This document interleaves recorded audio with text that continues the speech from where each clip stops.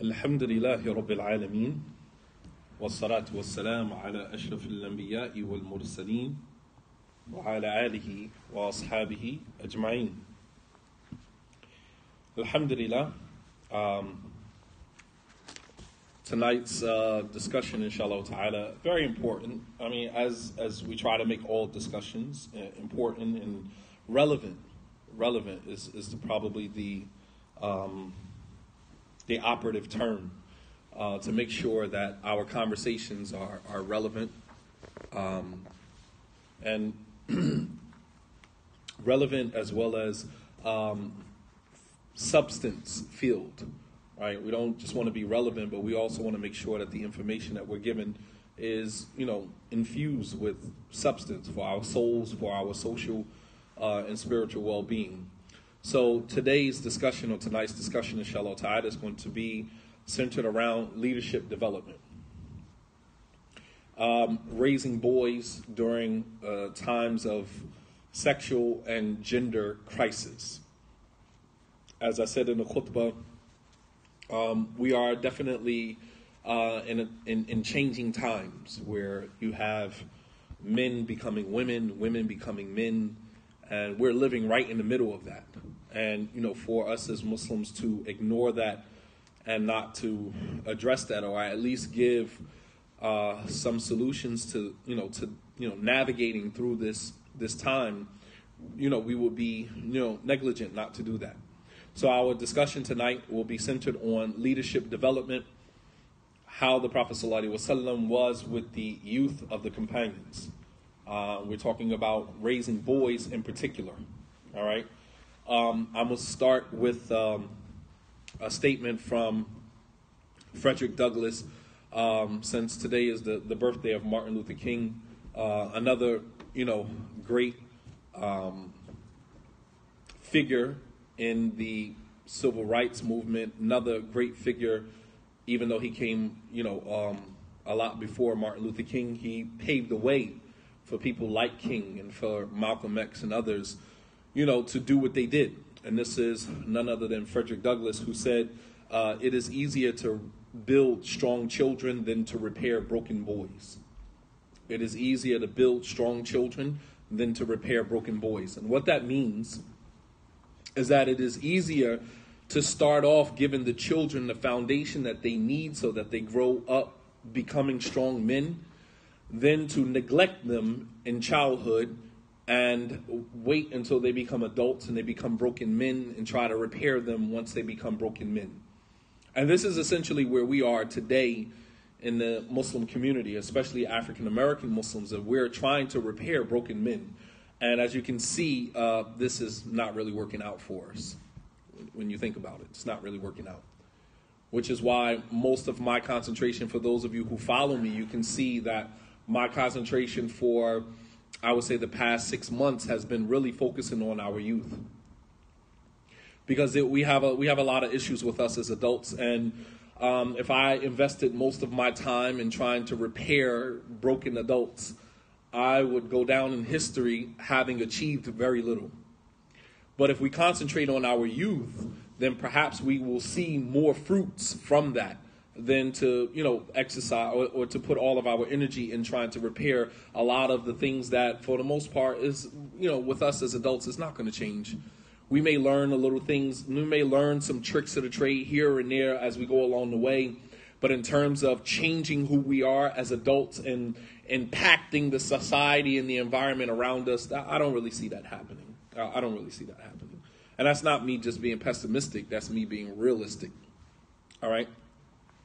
Raising boys is by far one of the most difficult tasks for any parent. And for those of you who have sons, you know exactly what I'm talking about. It's not easy to raise a boy. Girls, they usually just follow the trajectory that is, the path that has been cut out for them. Oftentimes you'll find one or two of your daughters who might stray and go in a different direction.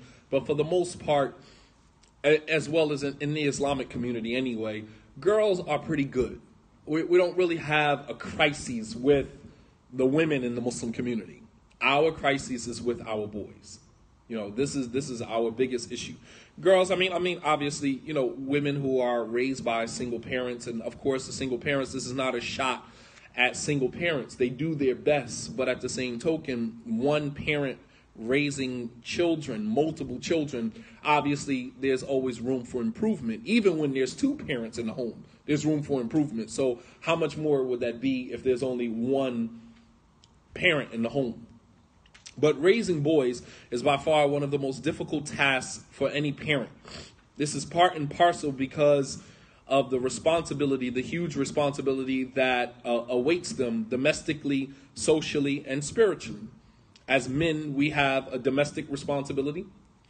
We have a social responsibility to go out into the world, to engage the world, right, in giving dawah and being the best example of a Muslim that we can be. All right, that's our social responsibility. Changing, speaking truth to power, changing our environment. That is all rests on the shoulders of the men in the community. We have a domestic responsibility. The Prophet ﷺ said, "Kullukum ra'in wa kullukum mas'ulun an ra'iyatihi." All of you are shepherds and all of you are responsible for your flock. Ar-rajulun ra'in an ahli baytihi wa mas'ulun an ra'iyatihi. That a man is responsible for his household and he will be questioned by Allah subhanahu wa ta'ala about his responsibility. So he has a domestic responsibility to his home, his children, his family, his wife, all right, his mother. All of these are his domestic responsibilities, right?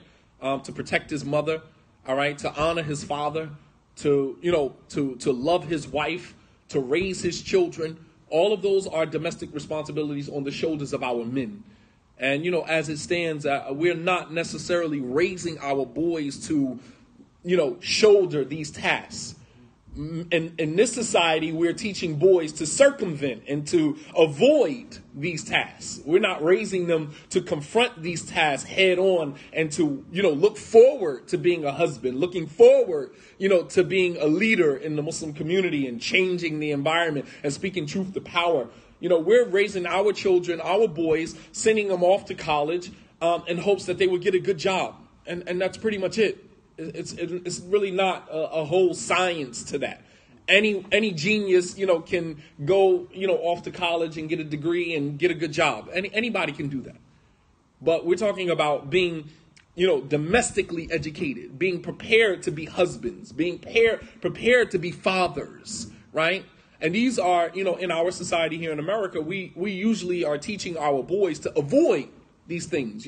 We say things to them like, enjoy your life as long as you can. And then when you're done partying and, having all the fun that you can have, then settle down and get married. The old ball and chain, right? That's what women and domestic responsibilities are viewed as in this society, the old ball and chain, that this is what's going to anchor you down, going to settle you down, not realizing that getting married is marriage is one of the maturing process for any man. Any man, if he wants to be mature, the quickest way to learn how to be mature is to enter into the institution of marriage. That's the quickest way to mature. Because now you are responsible for somebody else. You're no longer responsible for only you. So many of our boys are very self-centered, very arrogant, very irresponsible. Due to the fact that they're not looking forward to taking care of anyone else. They're looking forward to women actually taking care of them, right? This is the idea in our society as Muslims in the communities, that our idea is that the Muslim boys are going to marry a good Muslim woman who's going to take care of him, right? Feeding into that mentality of being irresponsible, but raising boys is a difficult task because of the huge responsibility that awaits them domestically, socially, as well as spiritually. Muslim men are to be the leaders of their homes, leading salah. I just had this conversation with my son, 16 years old. I said to him the other day, how are you going to lead your wife in salah? How many surahs do you know of the Quran? When it's time for prayer, your wife is not going to lead you. This is the one place, in Islam where men are allowed to be patriarchal, where they have to be. And that is when it's time to lead the salat, because a woman cannot lead a man in prayer.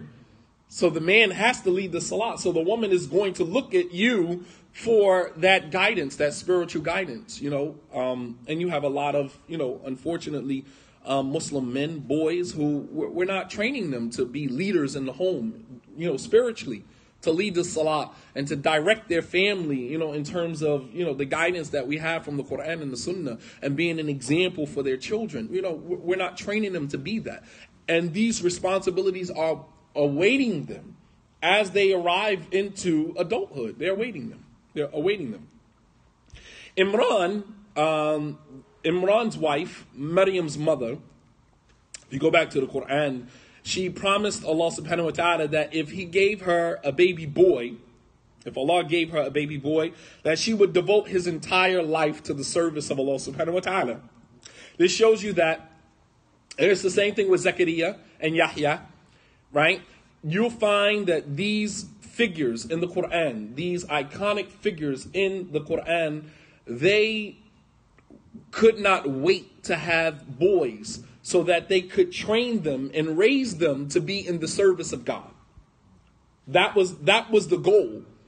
Even Maryam, who Allah subhanahu wa ta'ala, instead of giving Maryam's mother a boy, gave her a girl who was Maryam.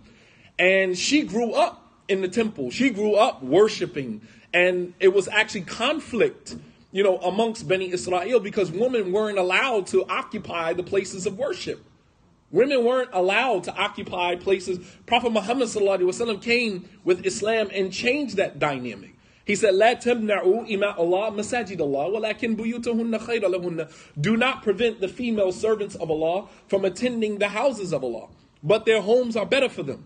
All right, so Islam came to change that whole dynamic of women, their homes becoming their sanctuary and their places of worship. But now the masajid in Islam have now been opened, for women to now exercise, their gratitude to Allah subhanahu wa ta'ala and to exercise their spirituality in the masajid. But prior to that, women were expected to exercise their spirituality in their homes.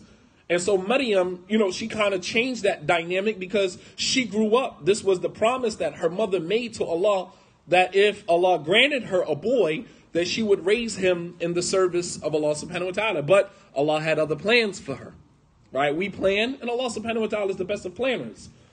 Allah subhanahu wa ta'ala, he says in the Quran, إِذْ قَالَتِ امْرَأَةُ إِمْرَانَ رَبِّ إِنِّي نَذَرْتُ لَكَ مَا فِي بَطْنِي مُحَرَّرًا فتقبل مني إنك أنت السميع العليم فلما وضعتها قالت ربي إني وضعتها أنثى والله أعلم بما وضعت فليس الذكر كالأنثى.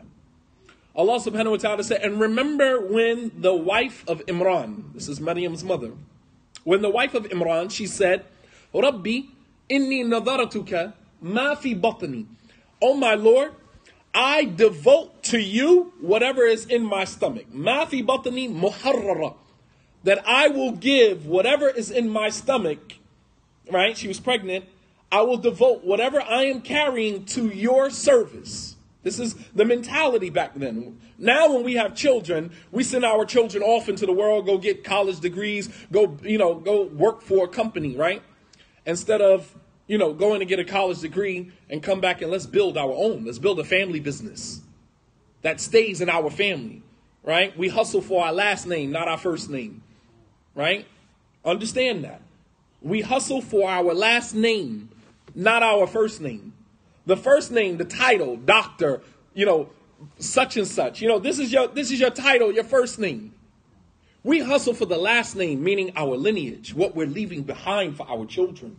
You understand? We don't hustle for the first name. We don't hustle for the title. We hustle for the business and what we are leaving behind for our family. So it makes no sense for us to have 4, 5, 6, 7 children, send them off to college. Some of them going to get good jobs. Some of them not going to get good jobs. But at the end of the day, the single thread between them all is that they work for somebody else. Our job is to send our children out into the world to get the information and build our own. Build our own. What college did Mark Zuckerberg graduate from? He didn't graduate. What college did Bill Gates graduate from? He didn't graduate. But you will remember these names forever. They hustled for their last name. When you say Mark Zuckerberg, you know who I'm talking about. You say Bill Gates, you know who I'm talking about. These individuals didn't go off to some elaborate, tier 1 college or university and graduate with a degree to go and work for some other company and make the company rich. They acquired a skill and they built a name for themselves that will endure for Allah subhanahu wa ta'ala. Allah knows best how long. Nonetheless, this is what I'm talking about. But we send our children off because we feel like we can't be validated unless our children, my son just graduated from this university, graduated from that university. Okay, and your son works for somebody else. That to me is not a sign of success. That's a failure. You failed as a parent. That you sent your child to a university, spent all of this money for your child to graduate with a debt that will hang over your head until your demise. And he graduates from that university and works for somebody else, making somebody else rich, continuing the machine. You understand? We build for ourselves. We're building, we're trying to teach our children to have agency. Agency where you build for yourself. Build for your children.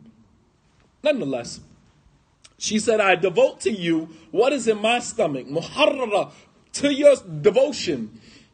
فَتَقَبَّلْ مِنِّي, so accept it from me. إِنَّكَ أَنْتَ السَّمِيعُ الْعَلِيمُ. It was almost like their children were offerings to God. And our children are the exact opposite. Our children become anti-God. I work in an Islamic school, trust me. Many Muslim parents are not raising their children to be good Muslims. We're raising our children to get degrees from prestigious universities and continue the work of the machine. This machine, we get up 6 o'clock every morning and we feed that machine. Got to make the bread, got to make the money. We feeding this machine, which is why we are so unhealthy spiritually, physically, psychologically, mentally. We are unhealthy. We are the most unhealthy generation of people on the face of the earth. While we are the most technologically advanced people on the face of the earth, we are the most spiritually, psychologically, mentally unhealthy people on the face of the earth. You go to and travel to any other country, they live their lives. In Saudi Arabia, they take naps after Salatul Dhuhr. They take qaylula after Salatul Dhuhr.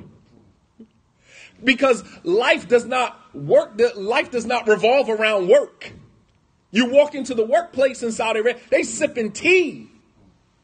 And you're standing in line waiting for them. And we look at them and saying they're lazy. No, they're not lazy. It's just that their society doesn't function. Their lives does not revolve around work. Work is just a necessity for, paying bills and things like that. It's not a necessity in terms, some people here in America work not because they have to, because they want to. That's where we get our validation. That's where we get our fulfillment, from work, from employment, working for somebody else. It's a sad state, man. Very sick. She said, فَتَقَبَّلْ مِنِّي, so accept this from me. إِنَّكَ أَنْتَ السَّمِيعُ الْعَلِيمُ, indeed you are the all-hearing, the all-knowing. Then Allah subhanahu wa ta'ala says, فَلَمَّا وَضَعَتْهَا, and when she finally delivered the child, قَالَتْ رَبِّي إِنِّي وَضَعْتُهَا أُنْثَى, she said, oh my Lord, I gave birth to a girl. Why? Because she thought it was a boy. She said, وَضَعْتُهَا أُنْثَى, I gave birth to a girl. And then Allah says, وَاللَّهُ أَعْلَمُ حَيْثُ بِمَا وَضَعَتْ, Allah knows best what you delivered. وَلَيْسَ ذَكْرُ كَالْأُنْثَى, and the male is not like the female. Allah knows what you delivered. The male is not like the female. And she said, إِنِّي سَمَّيْتُهَا Maryam, and I named her Maryam. Then Allah subhanahu wa ta'ala, He confirms, if you notice at the end of the ayat, Allah confirms that the male and female are two distinct genders. وَلَيْسَ ذَكْرُ كَالْأُنْثَى, and the male is not like the female. The male is not like the female. All right, which by virtue of this individual distinction requires a different approach to their cultivation and development. Would you guys agree that males and females, they require a different approach to their cultivation and their development?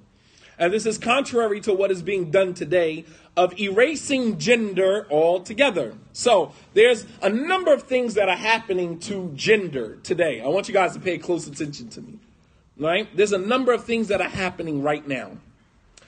Number one, there's a move to erase gender altogether. This is what is called gender neutrality.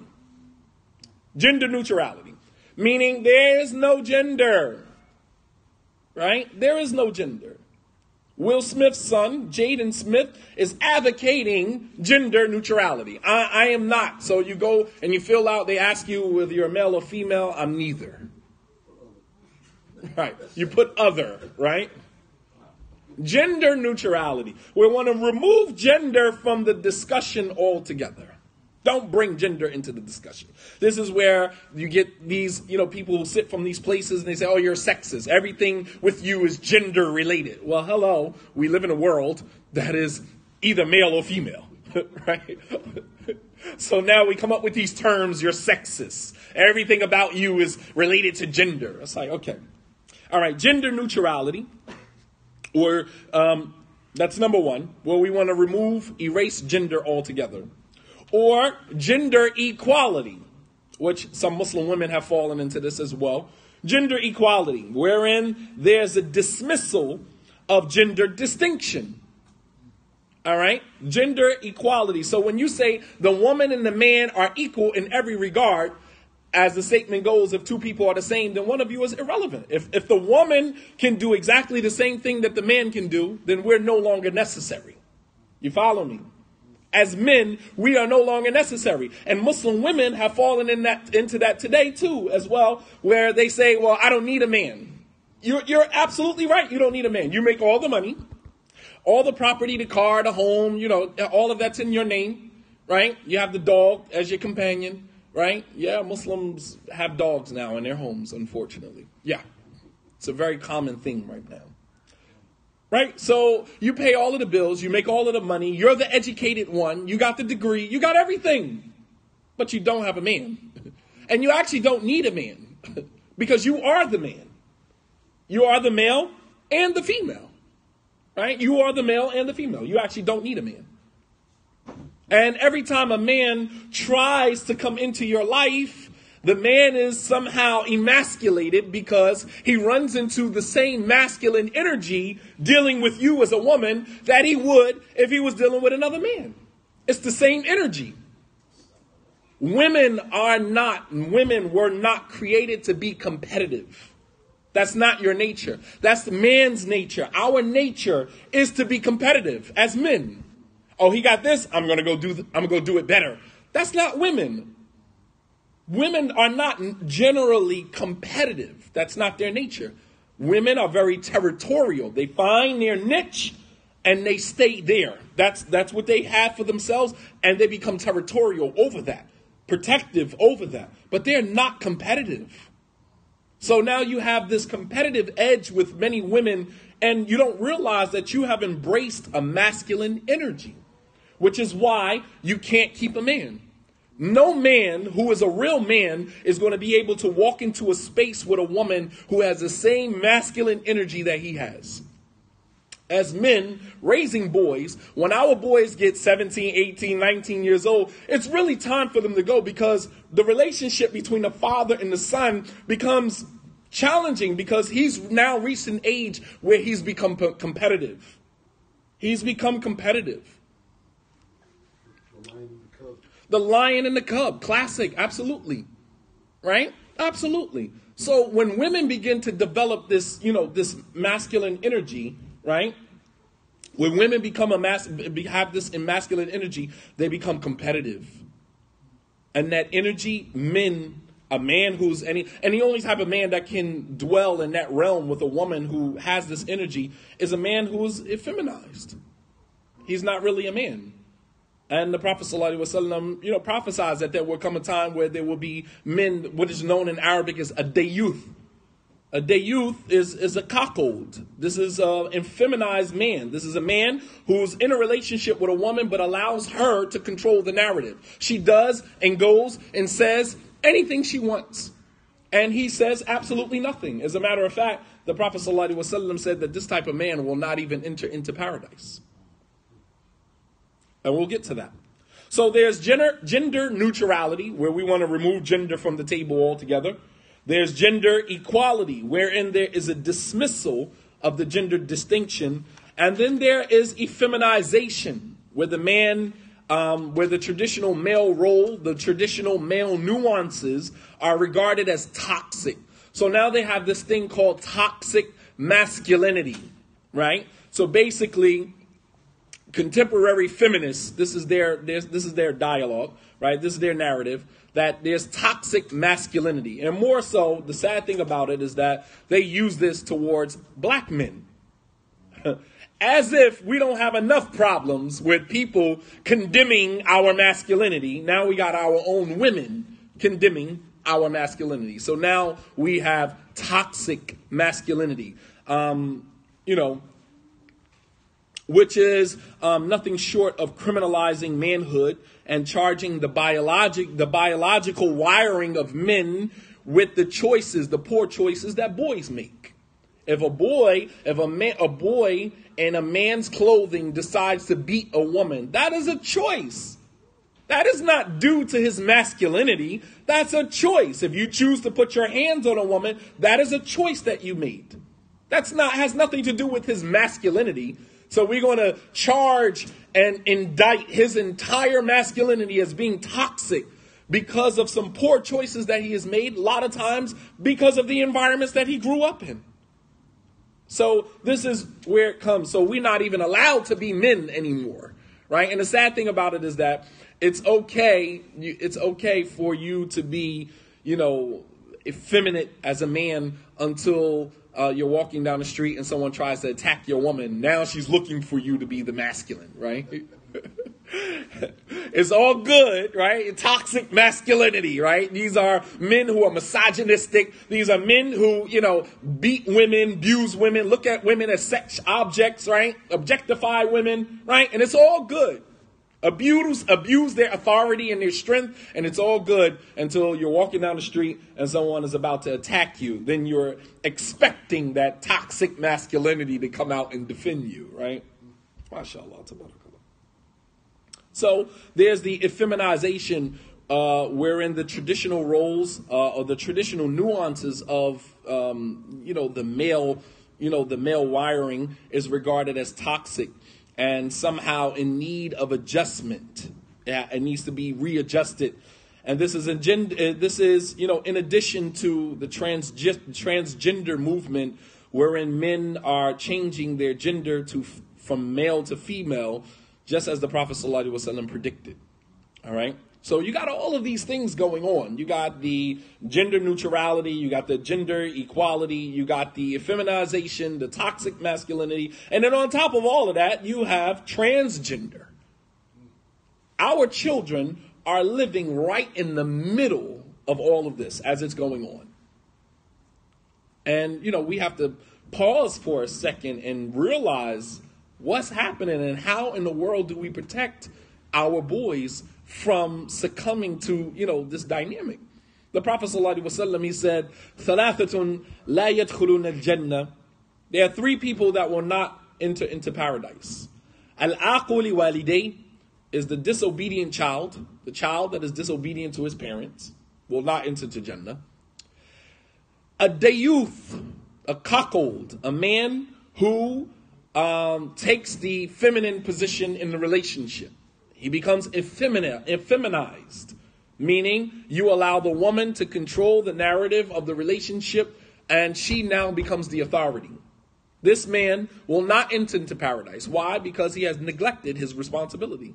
Allah subhanahu wa ta'ala put men here, and some people could say, well, Islam is a patriarchal religion. Absolutely, it is. Absolutely, it is.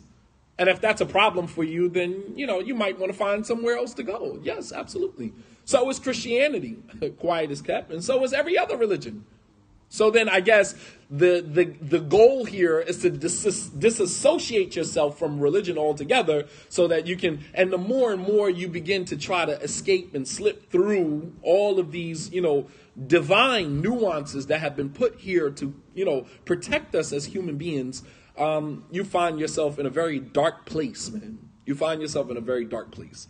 And the third one, he said 3 people will not enter Jannah. Enter into Jannah. Number 1, al-aqu li walidayn, is the disobedient child to the parent. Number 2, ad-dayuth, the effeminized man, the man who allows his woman to do as she pleases, engage with other men as she pleases, right? Dress as she pleases, right?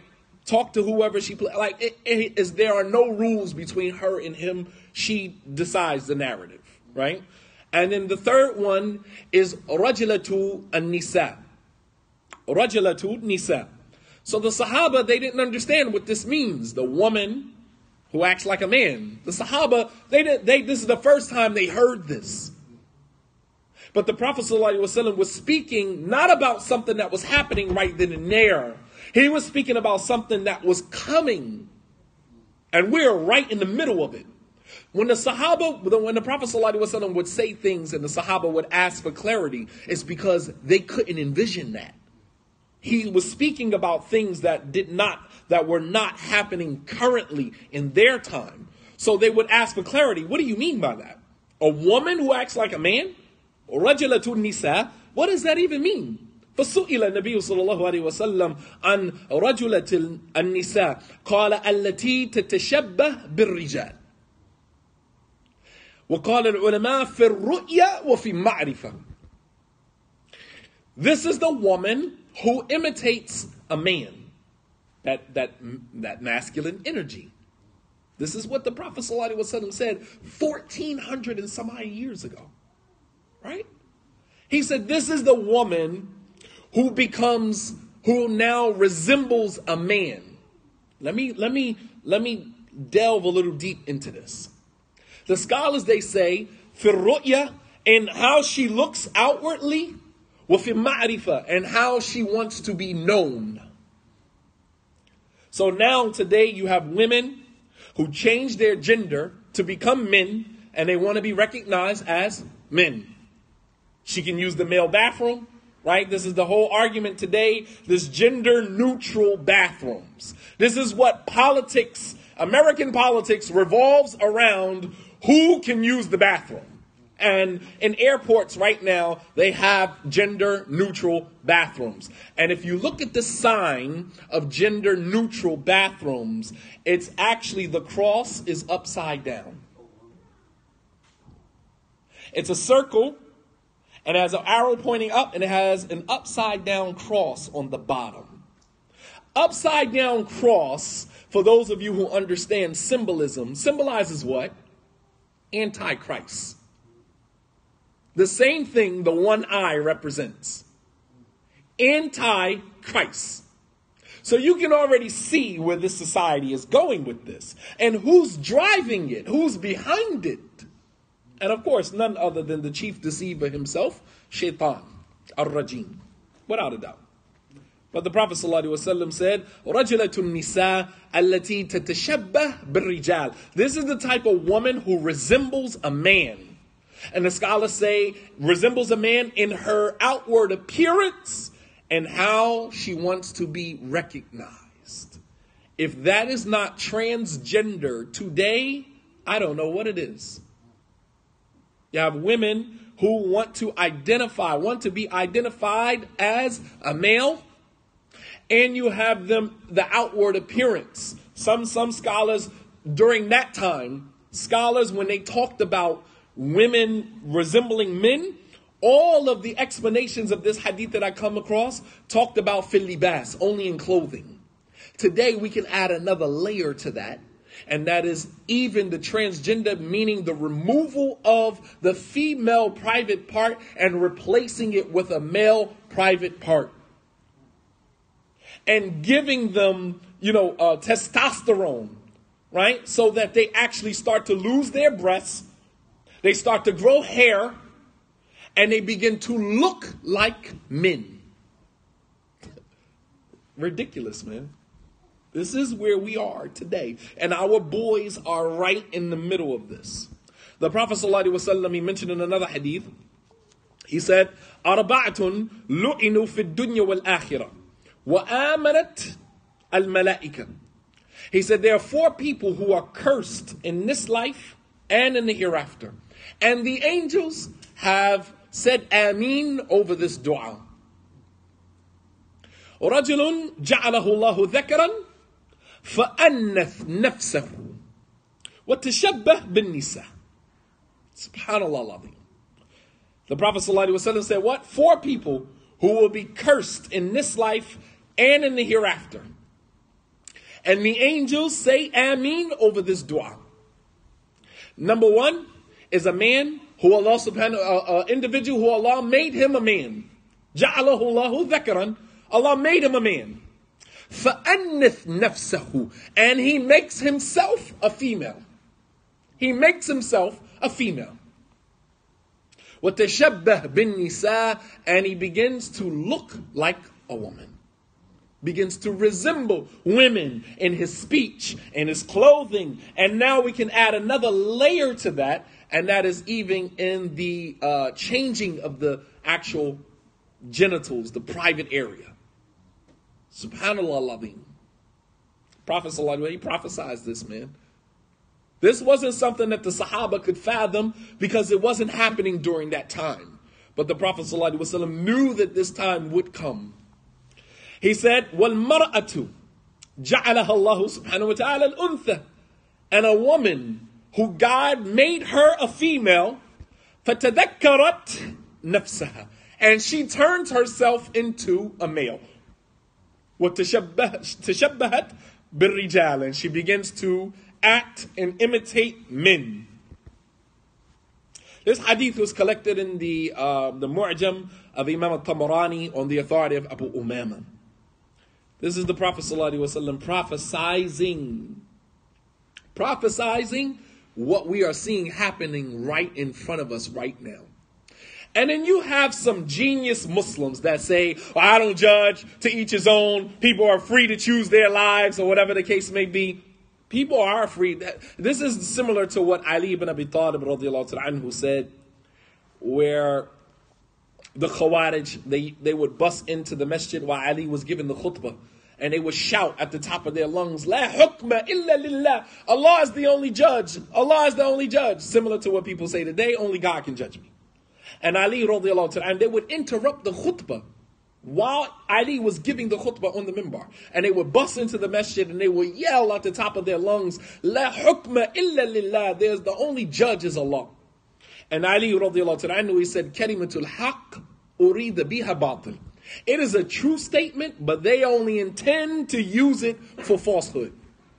True. God is the only judge. But you are saying that so you could dismiss the rulings that Ali put in place. So when Muslims, right, trying to placate the feelings of the world, right, at the expense of earning Allah subhanahu wa ta'ala's anger, we placate as Muslims, unfortunately.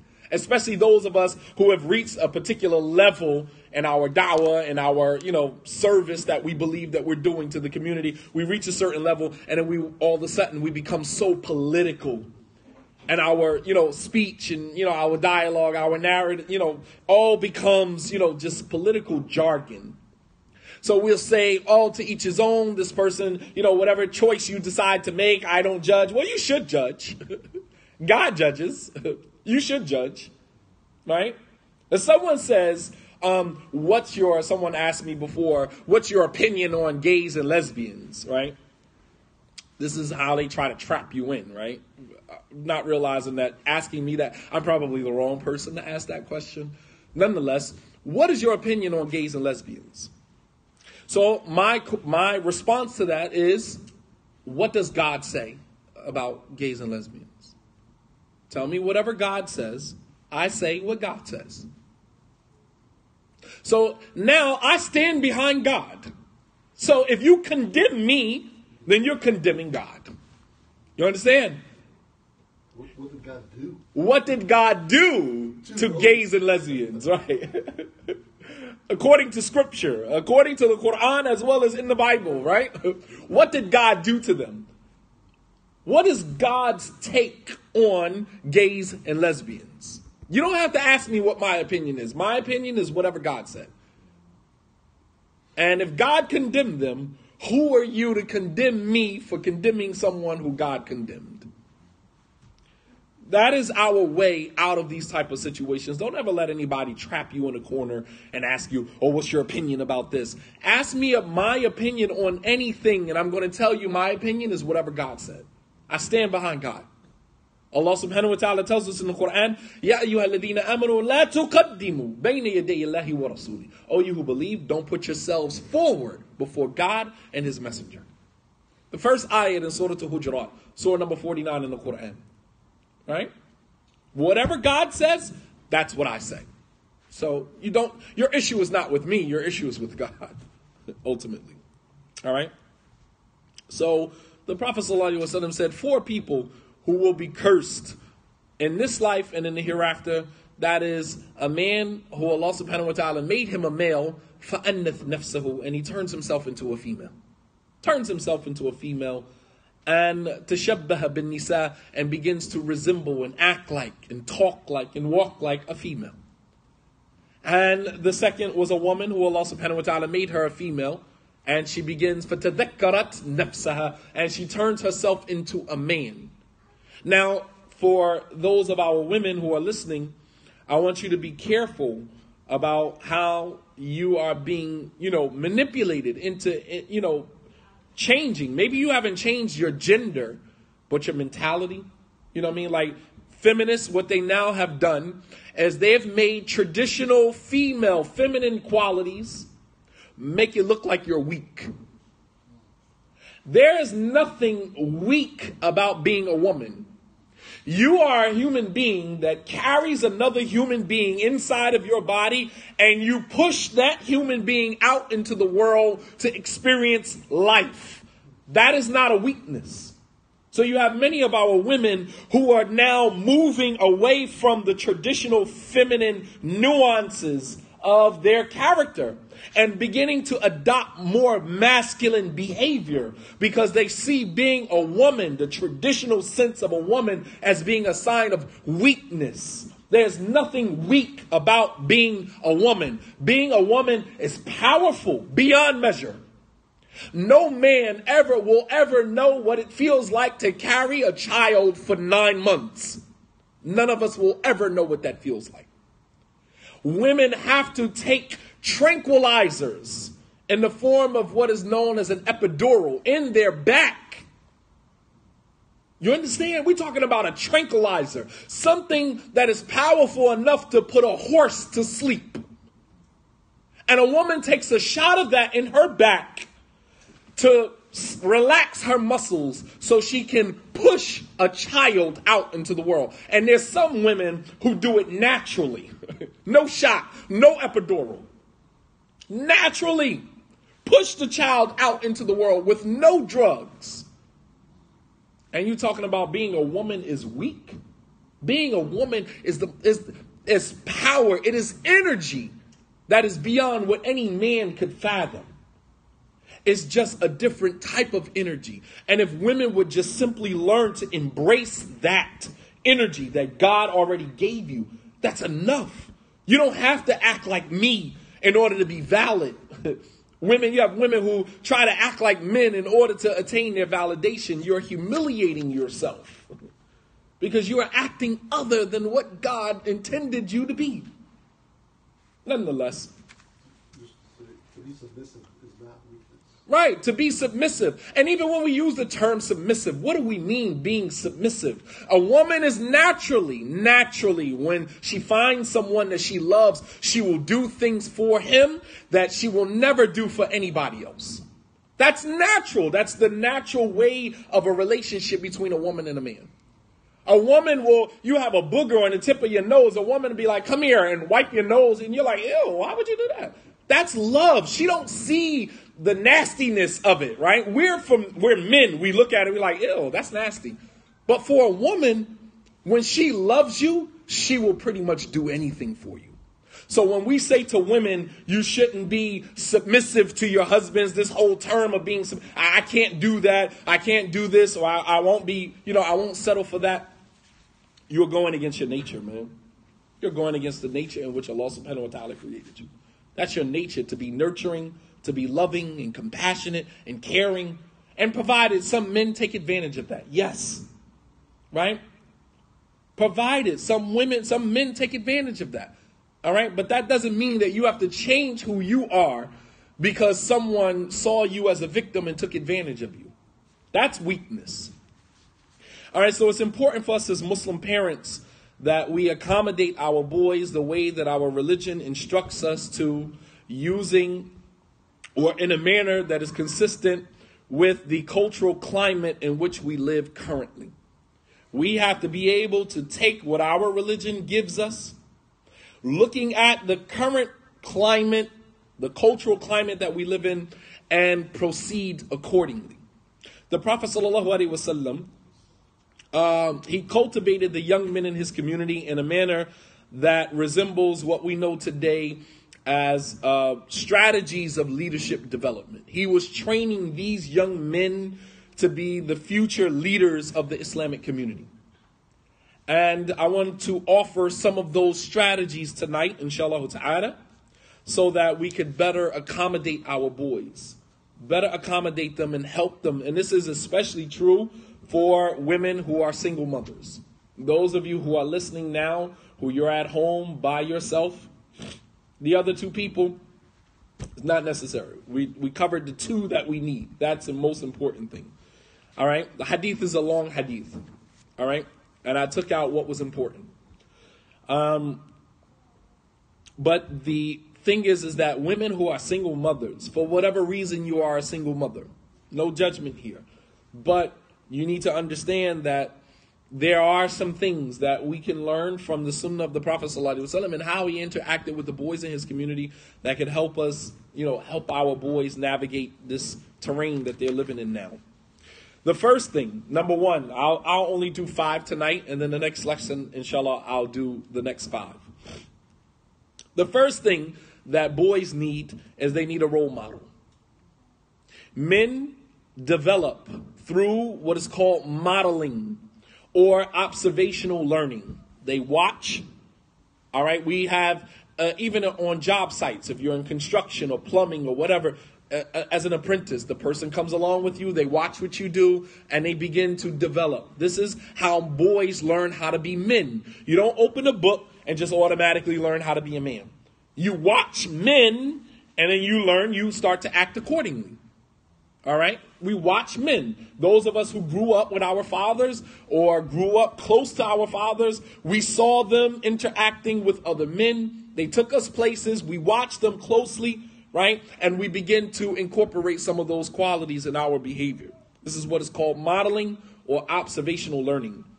The Prophet ﷺ, Allah described him as the model servant of Allah for the entire world. Allah subhanahu wa ta'ala says in the Quran, لَقَدْ كَانَ لَكُمْ فِي رَسُولِ اللَّهِ أُسْوَةٌ حَسَنَةٌ لِمَنْ كَانَ يَرْجُو اللَّهَ وَالْيَوْمِ الْآخِرَ وَذَكَرُ اللَّهَ كَثِيرًا. That you have in the Messenger of Allah, uswatun hasana, an exemplary role model. You have in the Messenger of Allah an exemplary role model for the one who desires his meeting with Allah and his hope for his meeting with his Lord in the hereafter, and remembers Allah much. When the 3 young men came to the house of the Prophet ﷺ asking about his worship in the home, and Aisha told him that his worship was very moderate in the home. كَأَنَّهُمْ تَقَالُوهَا. It was as if they thought that they were not doing enough, and so they were going to be more extreme. One of them said, I will never get married. The other one said that I will stand up at night all night and I will pray all night. The other one said, I'll fast for the rest of my life. And the Prophet ﷺ went and he chased them down and he asked them, are you the 3 that just came to my house asking about my worship and said that you're going to do this and this? And then, he explained to them because he was trying to protect them from going to the extreme. This is what happens when boys don't have a role model, right? They go to the extreme of being a man. They overcompensate, right? So this is where you get that toxic masculinity that, they're talking about. And it's not necessarily toxic masculinity. It's just poor choices. Let's just call it what it is. Has nothing to do with their masculinity. Has everything to do with the poor choices that they make. Either because they lacked a role model or they had a horrible example of a role model. So they go to the extreme. All right. When Aisha was asked about the Prophet ﷺ's character, she said, "Kana khuluquhu al-Quran." His character, his behavior was the Quran. And that means that he was the standard. He was the model believer in theory and in practice. The Prophet ﷺ was the model example, the model believer in theory and in practice. Aisha radiallahu anha, she used to have some arguments with some of the companions, the youth, like Abdullah ibn Umar, right, who used to imitate the Prophet ﷺ in everything, right? She said, "ما كان أحد يتبع آثار النبي صلى الله عليه وسلم في منازله كما كان يتبعه ابن عمر." She said, no one used to imitate the Prophet ﷺ how he was in his home more than Abdullah ibn Umar. That he used to follow the Prophet ﷺ in everything. He said one time that he got on his horse and saw that the Prophet ﷺ, when he got on his horse, he put both of his feet inside the, what do you call it? The thing. What is it? What is it? Stirrups, right. The thing where your feet goes. The Prophet, he observed the Prophet put both of his feet in at the same time, so he put both of his feet in at the same time. Abdullah ibn Umar, he said that when the Prophet would come out to lead the prayer, he would walk to the right of a pillar, a tree trunk that used to be in the middle of the masjid. He would walk to the right of it. He said later on, when that tree trunk was removed from the masjid, Abdullah ibn Umar still used to walk to the right, even though the tree stump wasn't there, because the Prophet ﷺ used to do it. Modeling, observational learning. Even Aisha had to say to him, "Do you think that you love the Prophet more than we do? You follow him in everything. It's as if you're trying to prove that you love him more than we do." Observational learning. So it's very important that our boys have in us as fathers, and even not all the time that the son is going to see his father as the role model for him, but they have positive role models. They have positive people that they can look up to. All right. Not selecting, one of the rappers for, the rappers and these musicians, these people, there's nothing real. Their entire lives is fake. Their entire lives. They do get one good hit, one radio song on the radio all the time, and all of a sudden you're on Instagram flashing money. You're flashing your advancement. That money is going to run out. You're not really rich. And our children need to understand that's not wealth. Wealth is Ralph Lauren. That's wealth. Wealth is Coco Chanel. That's wealth, right? A name, I can say the last name and you know exactly who I'm talking about. And the money is long, generational wealth, right? All right? As, Jay-Z said in his interview, he said, the hot white space only lasts for a few moments, right? You can exist, you can be in the long term like Ralph Lauren, or you can come in and, be hot for the moment and then disappear. It's up to you. That's not wealth, because you get on Instagram and you flash a few dollars and we're like, man, they got that bag, they got that money. They don't have anything. They have money for the moment. That's all they have. It's not real. Once that advancement money run out, you're back to being the same regular person. Think about how many musicians, right, that unsung and other, documentaries have been done. These people were broke. These people were broke. New Edition, TLC, all of these different rap groups, all of these different R&B groups, these artists that at the time when they were hot, we thought that they had the world. And now when we look back at their documentaries, we realize that they were broke. They didn't have anything. They didn't have anything. They were broke. And our children need to understand that these people are not role models. There's nothing longevous about what they're doing. It's only the hot white space for the moment, and that's it. Number 2, our boys need instruction. Instruction teaches boys to be regimented and to be disciplined. Our boys, in order for you to be a leader of anything, you have to have some level of discipline. You cannot be a leader even as it relates to your own company, right? Harvey Weinstein, right? The guy who's, been charged with all of these different cases of, taking advantage of women. Although he had the Weinstein Company, he's not even the CEO of his own company. This is because you lack discipline. You could have your name, your entire name behind your company that you started, and you don't even have the ability, you don't have the rights to navigate in that community or navigate that, that business the way that you would like to, because you are untrustworthy. You're reckless. You lack discipline. You understand? Boys need direction. They need instruction, because this is what teaches them discipline. Umar bin Khattab radiallahu ta'ala anhu, he said, Al-walad amir asir sab'a sinin, wa abdun asirun sab'a sinin, wa akhun wazirun sab'a sinin. Very profound. Umar bin Khattab radiallahu ta'ala anhu, he said that al-walad, the boy, listen to his statement. He said the boy, the male child, is amir, a sayyid, sab'a sinin. For the first 7 years of his life, he is the amir. He is the leader. He tells you what he wants, right? Your child, when the child is young, the child is small, the child tells you, Daddy, I'm hungry, you go get food.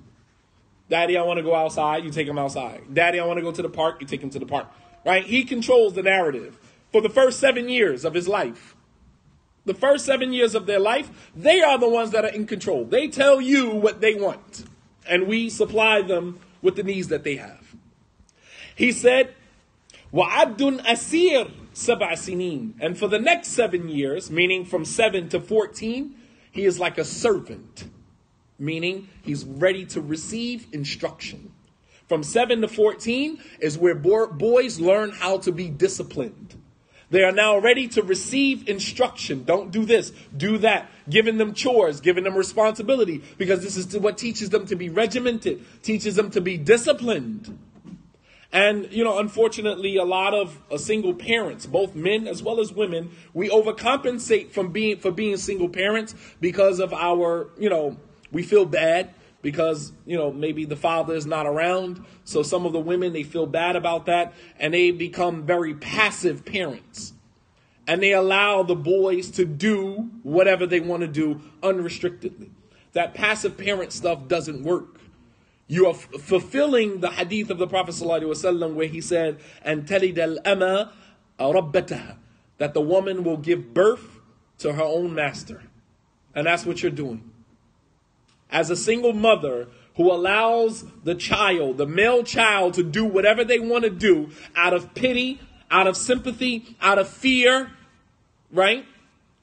Out of fear that the child is going to bring up, where's my father at? Why'd you separate? So our fear is that I don't ever want him to bring that up to me or to blame me or criticize me, so I'll just give him the world. Tablets, iPads, cell phones, stay up as long as you want, do what you want, wear what you want, give you the latest foam posits and Jordans. We'll feed you. We'll feed you all of that. Right? This is passive parenting, man. Passive parenting, because you are afraid that one day your child, your son, is going to have that conversation with you. And as uncomfortable as that conversation is going to be, as I say all the time, you need to stand in your discomfort. Stand in your discomfort. No, it didn't work out between me and your father. Things happen. I'm sorry. I'm not to blame for that. Circumstances, the qadr of Allah subhanahu wa ta'ala, I had no control over that. It wasn't going to work. We grew apart. But we don't want to have that conversation, so we feed the child in this passive parenting, mentality. It's not cool, man. That's not cool. You are fulfilling the hadith of the Prophet ﷺ, and talida al-ama rabbataha, that the slave girl, right, would give birth to her master. So now your child, your son, and many women, unfortunately, go into this very inappropriate emotional relationship with their sons. You develop an emotional relationship with your son where your son almost becomes like your husband, because you don't have a husband. So now your son becomes your surrogate husband, right? And it's very dangerous. And now this is what creates the baby boy syndrome. So now when a woman wants to get married, right, finally find someone, the son starts to, come in between that as if he's her husband, right? This is your mother, and it doesn't work, man. So boys need instruction. Umar said that the child is the Amir. He is the commander-in-chief for the first 7 years of his life. We cater to him. We give him whatever he needs, right? Within reason. He said, "Wa abdun asir sab'a sinin," and then he becomes a servant for the next 7 years, meaning from 7 to 14, he's now ready to receive instruction. And yes, some of our boys, they pout, they get mad, they get angry, they get upset. That's okay. You'll thank me later. I'm preparing you for greatness. Go wash the dishes. Go clean your clothes, right? Put your clothes in the washing machine. Go clean your room. Go take this downstairs. Take this outside. Go start the car up. Go do this. And we get tired of that. I remember being a boy and I was tired. Why can't you do it? But I didn't understand at that point that those commandments were for a deeper reason. It wasn't just because our parents are lazy. Sometimes we think our parents are lazy. Why can't you do it? Because I told you to do it. And we walk away pouting, upset, angry, mad, right? I can't wait till I turn 18 so I can get out of here, right? But guess what? When you turn 18 and you get out of there, you're going to have some discipline. You're going to have some discipline before you get out of there. He said, وَأَخٌ وَزِيرٌ سَبْعَ سِنِينَ, and from 14 to 21, for the next 7 years, he is your brother, your wazir, your partner. He is your companion. When the child turns 14, he doesn't need an overbearing father, critical of every single decision. Why did you do that? You shouldn't have did that. You should do this. You should. No. He's past that stage. Now, you as the parent, as the father, are there now to, help be a cushion for the mistakes that he's going to make from 14 to 21. For the next 7 years, Akhun Wazir, he is your companion and he is your brother. And boys at that age, if you think about it, when you're 14, 15 years old, you don't want some overbearing parent, whether it's a mother or father, down your throat about every single decision that you make. You want to be able to have the space to make your decisions, make your mistakes, so that you can learn from them. You as the father, as the parent, are there to just cushion the fall, cushion the blow. To be there, for, those conversations that they want to have when they want to have it. The Prophet ﷺ, he sent Anas ibn Malik. أرسل النبي صلى الله عليه وسلم يوما أنس ibn Malik.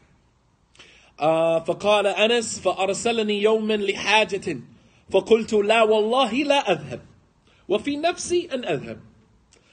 لما أمرني به النبي صلى الله عليه وسلم لما أمر به النبي صلى الله عليه وسلم فخرجت حتى أمر على الصبيان وهم يلعبون في السوق.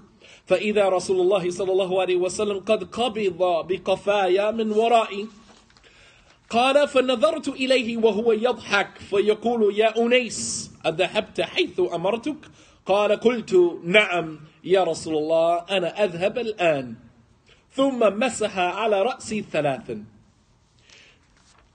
An example of the Prophet ﷺ with one of the young men in his community. Anas ibn Malik was a special kind of situation because Anas' father, Malik ibn Nadr, was a disbeliever. He was a disbeliever, and his mother, Sulaym, Ramesa, she converted to Islam. And Anas' father did not convert, so she was a single mother. I wrote an entire book about this called The Paradox of Change. All right? Years ago, I wrote a book about this called The Paradox of Change. Her whole life of converting to Islam and being a single mother and all of the trials and tribulations that she went through, right? But Anas' father never converted to Islam, and Anas' father eventually was killed, and so that left Sulaym as a single mother. When the Prophet ﷺ, and they were from Medina, when the Prophet ﷺ migrated to Medina, Sulaym was one of the women who met him as he entered into Medina. And she said, "O Messenger of Allah, I don't have a house for you to stay at," because all of the Sahaba were inviting him to come stay with them. She said, "I don't have a house for you to stay at." She said, "But here's my son Anas. Khudhu, take him and let him stay with you as long as you need him." She wanted her son to have what? to have that male presence. His father was deceased. He had no other male role model or, someone that he could be up under. And so what a better person to have your son underneath than the Prophet sallallahu alaihi wasallam. And Anas, he said later on that I lived with the Prophet sallallahu alaihi wasallam for 10 years. I lived with him. And he never once said to me, oof. He never once said to me what would be equivalent to, oh boy, right? He never once judged me or criticized me for a decision I made. Here again, when the boy turns 14 to 20, 21, he does not need an overbearing, overwhelming parent, right? To constantly criticize and judge every single thing that they do. That's not what they need. That actually drives a wedge between the child and the parent. He said that I lived with the Prophet ﷺ for 10 years, and he never once said to me, oof. He never once criticized me for a decision I made. He never once said to me for something that I did, why did you do that? And he never said to me for something that I didn't do, why didn't you do that? Never once in 10 years. Picture one of us as parents, extending that luxury to our children. No, for every single decision that they make, we're like, why did you do that? That was stupid. You need to go back and rethink that. We criticize it, very critical of them, man, subhanAllah. And this also applies to women who are single mothers as well. They're very hard on their children, very hard on the male children because you think that being hard on them is going to make them better boys. Going back to the statement of Frederick Douglass, it is easier to raise strong children than to fix broken men. Very easy to raise strong children than to fix broken men. So Anas, he said, the Prophet ﷺ sent me to run an errand for him one day. أرسلني يوما لحاجة. He sent me to run an errand for him one day. He said, فقلت لا والله لا أذهب.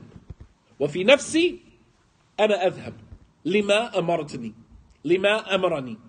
He said, so when the Prophet ﷺ told me, I need you to run an errand for me, he said, I didn't want to go. This is normal. This is Anas, a companion. He said, the Prophet told me to go run an errand for him, and I didn't want to go. But deep down inside, I was going to go. But I didn't want to go. He said, so I left out to go run the errand for him, and I passed by some young boys playing in the market. يَلْعَبُونَ فِي السُّوقِ. They playing in the marketplace. He said, so I stopped to play with them. He said, and then lo and behold, I felt someone grab me from my collar. Grabbed me from behind. And when I turned around and I looked up, it was the Prophet ﷺ. And he was smiling at me and he said to me, Ya Unais. He called him, gave him a nickname, meaning, oh little Anas. Oh little Anas. This ala wazn tasghir. This is how you make something small in Arabic. He said, Ya Unais. Adhabta haythu amartuk. Did you go and do what I told you to do? And Anas said, no. He said, but I'm going to go right now, O Messenger of Allah. He said, and the Prophet ﷺ, he smiled and, he patted me on my head, 3 times. All right. This was the Prophet ﷺ teaching Anas, discipline. Go, don't get distracted, because sometimes our boys get distracted. But he followed up. He gave him the commandment, and Anas got lost in the marketplace, and the Prophet ﷺ, he followed up. And he found him playing in the marketplace, and he said, did you go do what I told you to do? And this is something that as parents, we do this all the time. We tell our children to do something, then we go and follow up. We say, did you do what I told you to do? No. All right, go do it again. Right? Or go do it. So we have to follow up with the boys. There are 2 types of pain that boys experience in this world. You listening?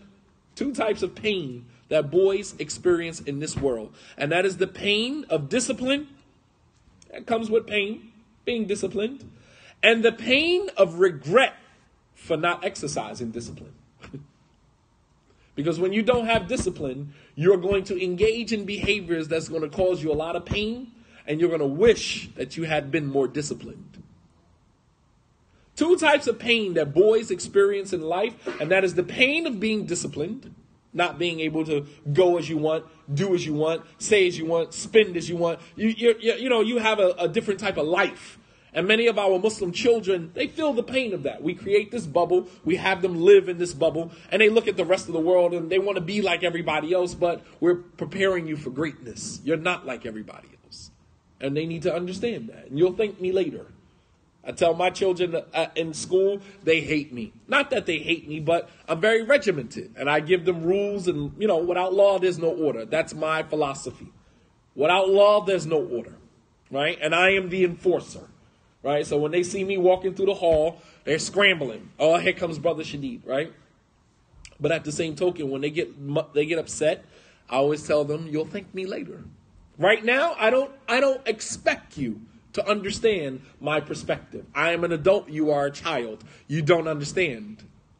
You have yet to go through what I have already gone through. So I don't expect you to understand. So your sentiment of, I hate you, I don't like you, you're the worst teacher in the school, that's okay. I have thick skin. I can handle that. But you will thank me later. Trust me. Trust me. So there's two types of pain that boys will experience in this world, and that is the pain of discipline and the pain of regret for not exercising discipline. Yeah, absolutely. And as boys, we know there's some things that we've done in our lives that we regret. And that regret is just as painful as the discipline that you should have exercised from the beginning. Just as painful. Discipline is the main quality of a leader. And we learn this through fasting. We learn this through salat. We learn this through many other acts of worship in Islam. All right? Discipline teaches boys to be responsible men. Right? Being disciplined, it teaches you to be responsible. With money, with yourself, with your spirituality, everything teaches you to be disciplined. The Prophet ﷺ said, "Ar-rijalu qawwamuna 'ala an-nisa bima faddala Allahu bihi ba'dahum 'ala ba'd wa bima anfaqu min amwalihim." That men are the protectors and maintainers of women. You cannot be a man and you cannot protect and maintain women if you do not have discipline. Not going to happen. You cannot be a man and protect and maintain women without discipline. If you're reckless, no woman is actually going to respect you enough to put her life in your hands, right? What woman is going to put her life? And unfortunately, we have many women in the Islamic community that have married men that are completely reckless. They were reckless from the very beginning, sisters, and you knew that. You knew that. You knew they were reckless, and you married them anyway. So Allah subhanahu wa ta'ala says, "Ar-rijalu qawwamuna 'ala an-nisa." Men are the protectors and maintainers of women because of the virtue that Allah has given one, the responsibility that Allah has given one over the other. وَبِمَا أَنفَقُوا مِنْ أَمْوَالِهِمْ. And because men spend from their wealth to protect and maintain their women. Men spend from their wealth. This is why men receive more in inheritance than women, because men spend from their wealth. What a woman gets from her father's inheritance is hers. She pockets it. She doesn't have to spend it. What a man receives, he has to spend it. Right? I go cash my check. The lady says when she's giving me my money, she said, "Do you want me to put it in an envelope?" I said, "No, because it's already spent." No need to put it in an envelope. The money is already spent.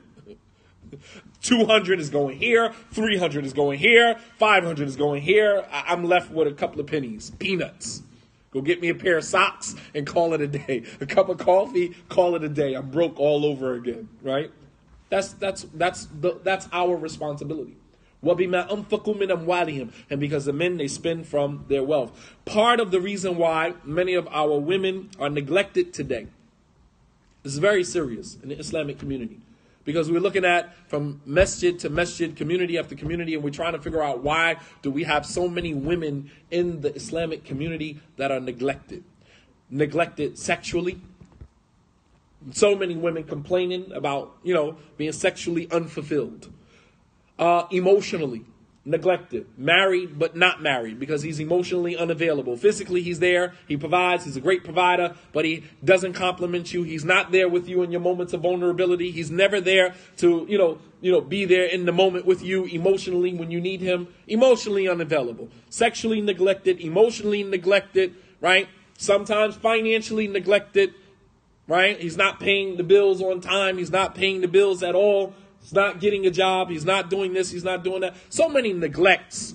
Has children and he doesn't take out the children, doesn't do anything with the children. So much neglect. And part of the reason why many of our women in the communities are neglected is due to the irresponsibility of the men. We are not raising our boys to be responsible. And that's a problem. That's a problem. Right? The divorces, the domestic violence, right? The neglected children, the extended adolescence, the lack of testicular fortitude. You have some men who marry women and they let their mothers run their marriage. What woman is going to respect you when you let your mother dictate the whole entire marriage? No woman is going to respect you. You have no testicular fortitude. All right? And all of that is due to being irresponsible. Not only does this teach the boys discipline, teach them to be responsible, but it also teaches them to be autonomous. Being disciplined, it teaches them to be autonomous. That in the absence of the father, they still know how to function. That their ability to function as men is not predicated on the presence of the father.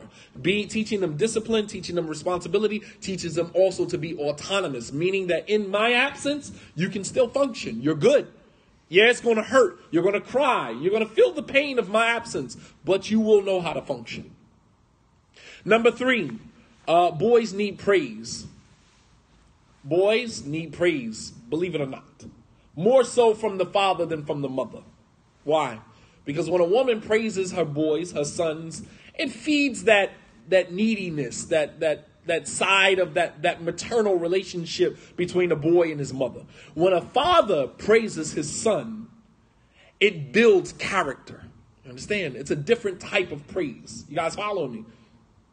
When a woman praises you, when your mother says, oh, you did a good job, mashallah, and she praises you and pats you on the back and, takes you out for, lunch and, goes buys you a pair of sneakers, right? That's just mom. That's a different type of praise. It does something different to you. It makes you mushy and it makes you want to love her more. When a father praises you, you feel like a man. Understand? You feel like I've accomplished something. Why? Because you feel like I finally measured up in my father's eyes. My father finally sees me as a man. My father finally respects me as a man. And that's all a boy wants from his father, is to see me as an equal to you. Not that you see him as an equal, but you actually respect the fact that he's now becoming a man. Why do a lot, and this is especially with African-American men, African-American boys, their biggest issue is respect. Believe it or not. African-American boys, their biggest issue is respect. They will pull a gun out on you. They will fire at you in broad daylight because you didn't respect them. That's all it is, respect. And a lot of times this is due to the father not being in the home or a man being in the home but not seeing them as a man. So they feel like they have to go out into the world and force the world to see them for who they are. Right? In the interview that Jay-Z did, he did an interview about a few months ago. Right? And in the interview, he said that when we were young, we used to get into fights just for looking at the person the wrong way. Somebody looking at you like, yo, what you looking at? Why are you looking at me like that? Right? I don't know if they still do that. Probably not. Millennial kids, they... When we were growing up, they got into fights for something as simple as looking at a person. And one of the things he said, the reason why we got offended when somebody looked at us the wrong way is because we were insecure and we actually felt like the person could see straight through us. It's like, oh, you see me? Who are you to see me? Like, it was so profound, man. Who are you to see me? Who are you to look at me and actually see how broken I am on the inside? You understand? It's like, what are you looking at? It's that defense mechanism. It goes up immediately, especially with African-American boys, right? The defense goes up immediately. Why are you looking at me? What you looking at? Because it's like, who are you to see straight through me? Who are you to see how broken I am? Who are you to see, how much of a weakling I am, how weak I am? Who are you to see that? Let me defend that. Who are you looking at? What you looking at? Punch you in your face. You understand what I'm saying? We're going to defend that because we don't want anybody to see that. And that's very dangerous, man. And all boys want is that praise, that validation, that awareness that I finally earned your respect as my father. All right? Boys need praise. It reinforces their self-image. which helps them to build their confidence, right? Look at what Khadija's praise did to the Prophet sallallahu alaihi wasallam. And this is even as it relates to women. We're married to women, and women, I want you to ask yourselves, how often do you praise your husband? I'm not talking about stroke his ego. Sometimes we need that as well. But at the same token, I'm talking about praise him. Thank you. I really appreciate the way that, you take care of the family. I really appreciate the way. I mean, what does that do to us as men when your wife says that to you? Does that not boost your ego? Does that not make you feel like, I'm the man? I am the man. Absolutely. And if only women understood how powerful that was. If they only knew how powerful it was just to stroke his ego one time, just to say something nice to him. Look at what Khadija did to the Prophet sallallahu alaihi wasallam. He ran home. He said, cover me. He was scared, terrified. And he said, I think that God is humiliating me. I think this is Allah's way of punishing me. And Khadija said, Kalla wallahi. No, by Allah.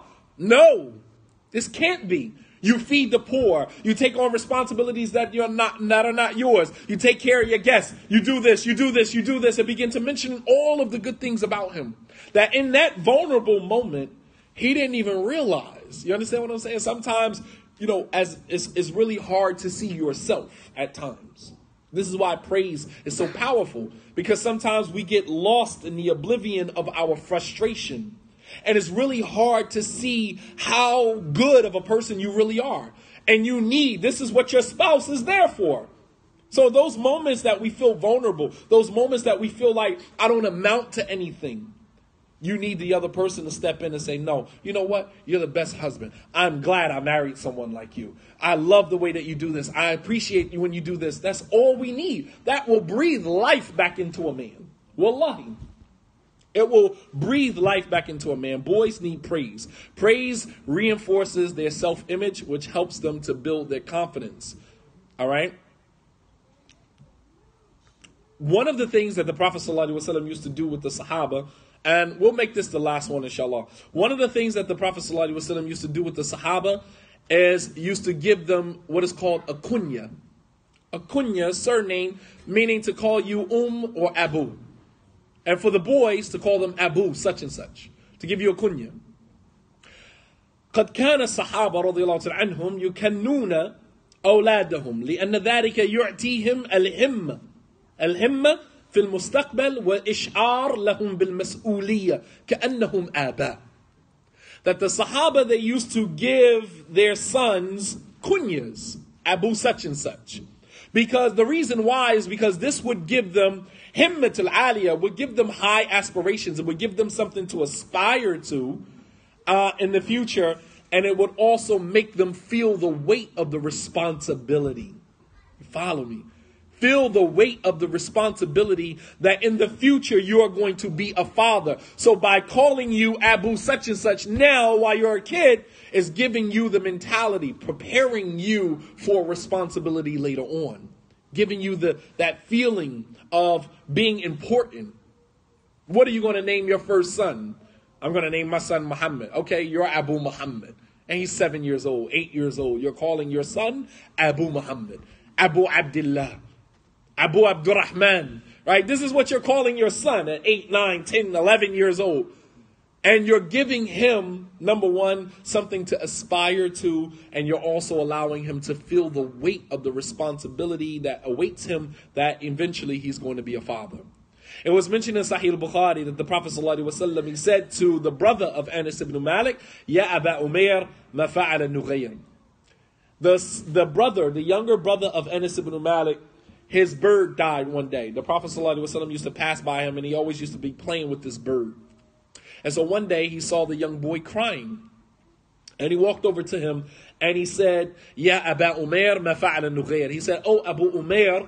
That wasn't his name, but he gave him a nickname, gave him a surname right there on the spot. He said, Oh Abu Umair, what happened to your bird? And he made it in like a rhyme, a rhyme form. Ya Aba Umair ma fa'ala Nughayr. Right? Just to kind of soften the blow. He realized the boy was crying because his bird died. And the Prophet ﷺ called him Abu Umair. Gave him a sense of belonging, a sense of worth, right?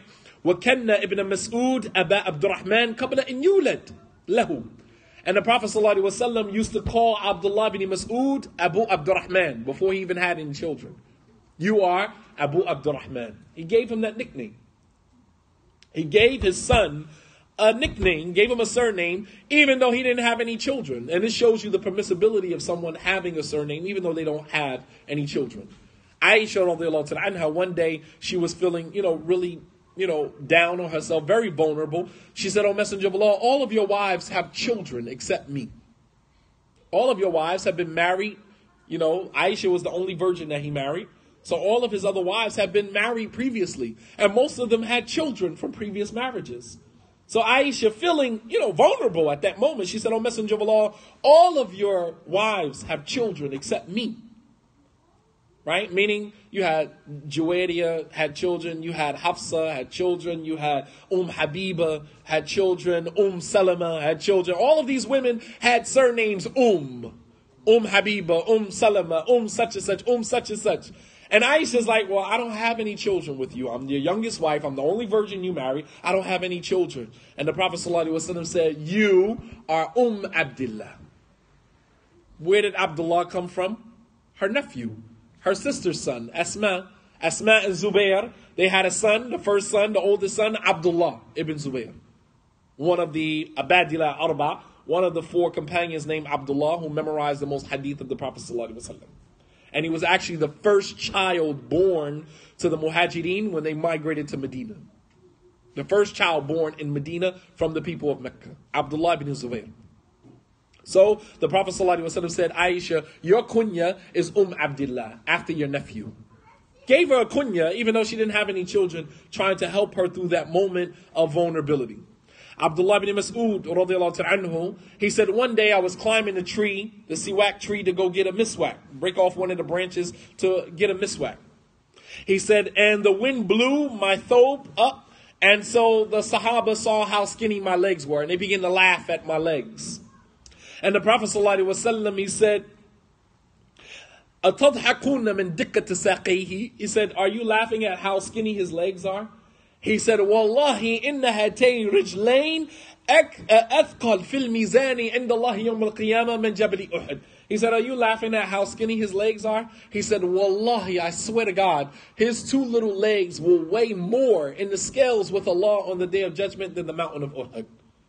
Don't judge a man by how skinny he is, by how frail he is in terms of his physical weight, but judge him by the weight of his knowledge and his contributions to Islam. Don't judge him by how skinny he is. In Islam, we don't judge a person by how skinny they are, how big they are. We judge a person by their deeds. And Abdullah bin Mas'ud radiallahu ta'ala anhu will go down in history, has gone down in history as one of the greatest companions, one of the most knowledgeable companions of the Prophet sallallahu alaihi wasallam. And can you imagine how Abdullah bin Mas'ud felt when he heard the Prophet sallallahu alaihi wasallam say this? Like, that he just praised me. He said, "My 2 skinny legs will weigh more than the mountain of Uhud on the day of judgment in front of Allah subhanahu wa ta'ala." Can you imagine what that did to his ego? Can you imagine what that did to him? The last example is the Prophet ﷺ. He was very generous with his praise of his companions. And as fathers, we should be very generous with the praise of our boys. Identifying special qualities of your sons. Right? You have one son who's a brainiac. He's very intelligent, very smart. Another one who's a pretty boy. Another one who likes to dress, has swag. Another one who, is good with, Islam and memorizing Quran. This is the benefit of having multiple sons in the home. Each one of them has their own individual personality and their own quality. And to highlight that quality would give that child a sense of identity. One of the hardest things it is for a boy being raised in a house with multiple siblings is to create your own identity. Because sometimes you're living vicariously through the oldest child, through the youngest child. You understand what I'm saying? Especially if you're the middle kid. If you're the middle kid is usually messed up. Messed up in terms of identity and where they actually belong. Right? They look at the luxuries and the privileges that are given to the oldest child, which they know that they will never have. And they're looking at the youngest child that gets away with murder, which they never get. They get blamed for everything. So if you're the middle child, you go through what is called middle child syndrome. Right? So growing up in a home where there's multiple siblings is very difficult sometimes to find your own niche, to find your own identity. You're living vicariously through this child or that child until eventually you get to a point where you realize I am who I am. I'm never going to be my oldest brother. I'm never going to be my youngest brother, or I'm never going to be the youngest brother. I'm always going to be the oldest child. I'm always going to be responsible. I'm always going to be the one that's in charge. I'm always going to be the one, even though I don't want to be, right? I'm always going to be that. And you learn to embrace that. But when you have a parent that is able to give you your identity and say, you know what, this is who you are, and I'm proud of who you are. It gets on my nerves sometimes. I have a child, very sarcastic. He's sarcastic to his teacher. His teacher calls me in for a parent-teacher conversation or meeting and says, your child is sarcastic, his tongue. And I'm like, well, join the club. I catch the same thing at home. That's just who he is. I can't change that about him. That's just who he is. We can help him to, learn how to, curtail it, learn how to control it. But to change it, you're asking for a miracle. That's who he is. And I'm not going to do that. And we found a shirt one day in the store and say, my language I speak sarcasm. I speak fluent sarcasm. We found the t-shirt in the store and we bought the t-shirt for him, right? We're giving him his identity. We're giving him his identity. We're acknowledging that this is who you are and embrace it. Even though it gets on my nerve, even though you get in trouble for it sometimes, embrace it. That's who you are. You understand? Not trying to make all of our children one. If two people are the same, one of them is irrelevant. We don't want all of our children to be the same. We want them to have diversity. We want them to embrace their own individuality. But one of the things the Prophet ﷺ did with his companions is he acknowledged the good qualities of every single one of them as they were. This gave them identity. So in one hadith, the Prophet ﷺ, he said, Arhamu ummati bi ummati Abu Bakr. The most merciful of my ummah to my ummah is Abu Bakr. Merciful. He said, Wa ashadduha fi dinillah Umar. And the most rigid of my ummah in terms of the religion is Umar bin al-Khattab. He said, Wa asdaquha haya'in Uthman. He said, and the most modest of them, the most shy and modest of them is Uthman. He said, وَأَعْلَمُهُمْ بِالْحَلَالِ وَالْحَرَامِ مُعَاذ bin Jabal. He said, the most knowledgeable of my ummah as it relates to the halal and the haram is Mu'adh bin Jabal. He said, وَأَفْرَضُهُمْ Zayd. And the one who knows the most about money, zakat, is Zayd ibn Harith. He said, وَلِكُلِّ أُمَّةٍ أَمِينَ وَأَمِينَ هَذِهِ الْأُمَّةِ Abu Ubaidah. He said, and every ummah has a trustworthy person, and the trustworthy person of my ummah is Abu Ubaidah.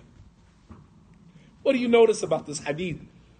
That the Prophet ﷺ, number one, was very generous with his praise. Some of us, we feel like if I praise you, that's going to make your head blow up. It's going to make you arrogant. No. The right amount of praise, just like admonishment, should be given like water to a plant. You don't pour too much on it, so you destroy the roots. You pour just enough, so it sprouts, it grows. Praise, as well as criticism, should be given like water is given to a plant. You pour just enough so that it sprouts, it grows. You don't pour too much so that you destroy the roots. You pour too much water on a plant, you'll destroy the roots. Praise and criticism should be given the same exact way. All right? But the Prophet ﷺ, he was very generous with his praise, and we should be like that with our boys. Praise them for the good qualities that they have. Even if those good qualities sometimes get them in trouble, later on, those good qualities, if they learn how to temper those qualities, they learn how to hone in on those qualities, they will become good qualities later on. And sometimes we blame them and criticize them for a particular quality. Why are you always talking back? Right? Stop talking back to me. Yeah, we want to teach them not to talk back, but we also want to teach them to defend themselves when they're right. If you shut the child down every time they try to defend themselves, what are you creating? You're going to create a passive child that will accept anything that anyone says about them. When a child tries to defend themselves, no, it wasn't me. No, I didn't say that. That's not how it went. And you say, well, tell me how it went.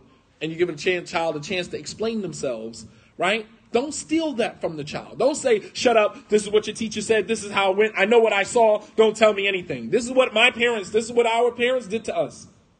I wasn't allowed to have an opinion, which is probably why I'm so freaking opinionated now. But I wasn't allowed to have an opinion. Shut up. Whatever I said is law. You understand what I'm saying? This is the way that I was raised. And so therefore, I had to learn that it is okay for me to have an opinion. I had to learn that. I didn't learn that at home. At home, I was taught, do as I say do. You understand? It was a monarchy.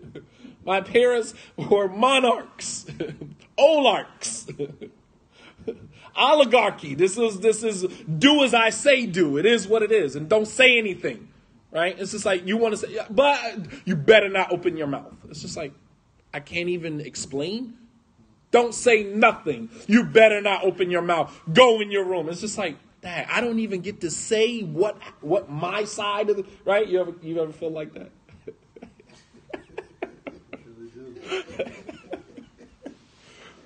No, you want the children to understand that they do have an opinion. And even though their opinion at that moment may not matter at that point, because you're the law, you're the parent, but at the same token, we want to be authoritative parents, not authoritarian parents. There are three types of parenting. There's authoritarian, which is the monarch, right? The despot, right? The oligarch. This is the authoritarian. Do as I say do. You understand? Dictator. You don't even have a voice in that type of home. That's horrible. These type of children become the sneakiest children and become the most disobedient children because they only obey you under your law. Once they are removed from your country, removed from, like the laws that you governed with, they run amok. And this is very dangerous. Then you have the authoritative parent. This is the type of parent who sets rules, gives the child an opportunity to break those rules and, gives them discipline, gives them, certain responsibilities and discipline. All right. But at the same token, the child is given an opportunity to explain themselves. The child, accepts responsibility for their actions and you move forward. And then you have the last type of parent, which is the passive parent. This is the type of parent that lets the child do whatever they want to do. Right? No laws, latchkey kids, you can basically do whatever you want to do. This type of parenting is very dangerous because the child has no rules. And eventually, this child grows up not respecting any laws, any rules. Very dangerous. So, inshallah ta'ala, this is just number 3 of our lecture. And we'll stop here, bi'idhnillahi ta'ala. The next lecture will continue with number 4. As you can see, it's a huge task, huge responsibility. I got 10 pages in front of me. We only got through about 3 or 4. We only got through 4 pages, 5 pages actually, halfway through. And that took us about 2 hours. So we'll stop here, inshallah ta'ala. Wa sallallahu ala nabiyyina Muhammad. وعلى آله وصحبه وسلم تسليما كثيرا وآخر دعوانا أن الحمد لله رب العالمين. We don't have any time for questions and answers unless you guys have any questions. As for you guys on Periscope and Facebook Live, inshallah, we'll save the questions for another time. It's getting late. So we're going to pray Isha and leave. Shukran, jazakumullah khairan for tuning in. May Allah subhanahu wa ta'ala reward you. And we'll continue at another time. Assalamu alaikum wa rahmatullahi wa barakatuh.